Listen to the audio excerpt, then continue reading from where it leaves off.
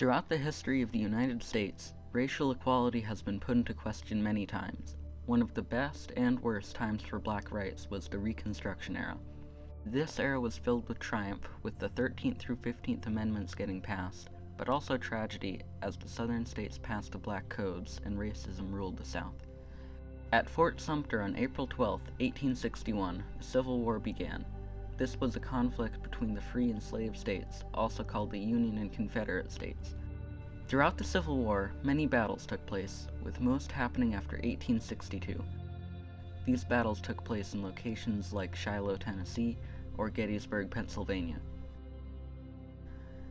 Nearly 3 years into the Civil War, the government, under President Lincoln, issued the Emancipation Proclamation, supported by the 13th Amendment. This amendment was the first of the 3 Civil War amendments, which would help reduce racism in America at the time. The text of the 13th Amendment says, "Neither slavery nor involuntary servitude, except as a punishment for crime whereof the parties shall have been duly convicted, shall exist within the United States, or any place subject to their jurisdiction." In short, this means that all slaves in Confederate states were legally free. This amendment was the beginning of the Reconstruction era. After 4 long years of fighting, the Civil War began to come to an end on April 9, 1865, with the surrender of Robert E. Lee and his army. After this event, more and more Confederate armies surrendered. The war officially ended on May 10, 1865, with the capture of Confederate President Jefferson Davis. At this time, many Northerners would go down into the South, either for personal or political gain. These people were called carpetbaggers, and many of them became wealthy landowners. Just before the end of the Civil War, Congress established the Freedmen's Bureau. This was an agency of the U.S. Department of War whose goal was to help freed slaves and poor citizens during and after the war. They would give housing, medical aid, and food to those who needed it. However, the Freedmen's Bureau was unable to carry out its plans due to a shortage of funds and support. Abraham Lincoln, the president at the time, had played a large part in the reformation and reconstruction of the states until April 14, 1865, 3 days after his last public address, when he was assassinated by John Wilkes Booth, a Confederate supporter. This initiated one of the largest manhunts in history, as the country grieved for their loved president. In the absence of President Lincoln, Andrew Johnson took over. Soon after President Johnson came into office, it became apparent that Johnson would govern differently than Lincoln. Johnson opposed freedmen's rights and took a much more lenient approach to Reconstruction. This lenient approach allowed the southern states to create black codes that limited the rights of former slaves. These laws allowed hiring out of orphans to white former slave owners, where they would be forced to work. Other laws prohibited the types of land blacks could own, while some excluded them from certain jobs or skills. However, the majority of the black codes were vagrancy laws. These laws declared a black citizen vagrant if they were unemployed and did not have a permanent home. If these 2 conditions were true, you would have to pay a fine, and if you could not pay, then you would have to work for a certain term. These laws were essentially a workaround of the 13th Amendment.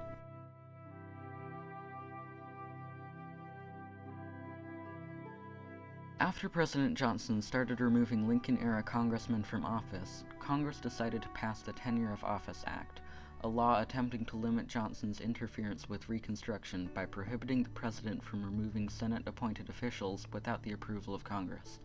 Soon after this law was passed, Johnson tried to remove Edwin M. Stanton from Congress. The violation of this law was the basis for the impeachment of Johnson. Backed by key Senate officials, Republicans in Congress pursued the impeachment of President Johnson. This group soon wrote 11 articles of impeachment, with the main ones centered around Johnson's violation of the act. A week later, all 11 articles were confirmed by the House. On March 5, 1868, a trial was held for President Johnson. After the votes were counted, Johnson was acquitted by 1 vote. Around this point, Congress started to rethink their Reconstruction techniques, and decided to split the South into 5 military districts. This decision and others were part of the Reconstruction Acts of 1867. These acts outlined what needed to be done for the Southern states to be readmitted into the Union. In 1868, Congress ratified the 14th Amendment, the focus of this one being protection of people's rights. The 14th Amendment has 5 sections, the first one stating, "All persons born or naturalized in the United States and subject to the jurisdiction thereof are citizens of the United States and of the state wherein they reside.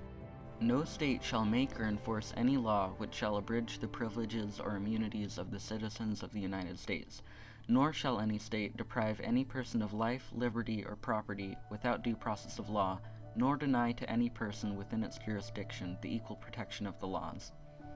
The 2nd through 5th sections tell the government how to punish states who do not abide by these laws. Soon after the 14th Amendment was passed, the 15th Amendment was put into practice in 1870, just after all the Southern states had been readmitted into the Union.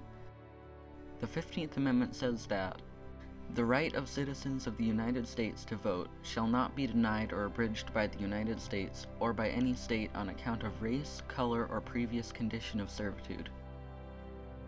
This meant that former slaves and blacks, in theory, could vote. Because Congress did not add any way to enforce this amendment, these citizens in southern states were still barred from voting until 1965, with the acceptance of the Voting Rights Act. Because of the influx of African American voters in northern states, more radical Reconstructionists were put into government positions. Throughout the Reconstruction, many anti-black and anti-Reformation groups had arisen, such as the Ku Klux Klan or KKK. These groups would attempt to stop government reformation with violence. They would patrol towns after dark, burn down buildings, hang resistant black citizens, and generally terrorize the black community.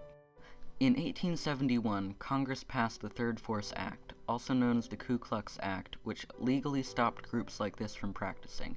However, the KKK and other groups mainly ignored this act. The Third Force Act was declared unconstitutional in 1882, but by then the KKK had faded out, though it would rise again during the civil rights movement in the 1950s and 1960s. These events were the first in a long fight for racial equality in America. Later, during the civil rights movement, with the widespread effect of the Jim Crow laws in full swing, heroes like Martin Luther King Jr. and Rosa Parks would rise up, and eventually change the way race was handled in America.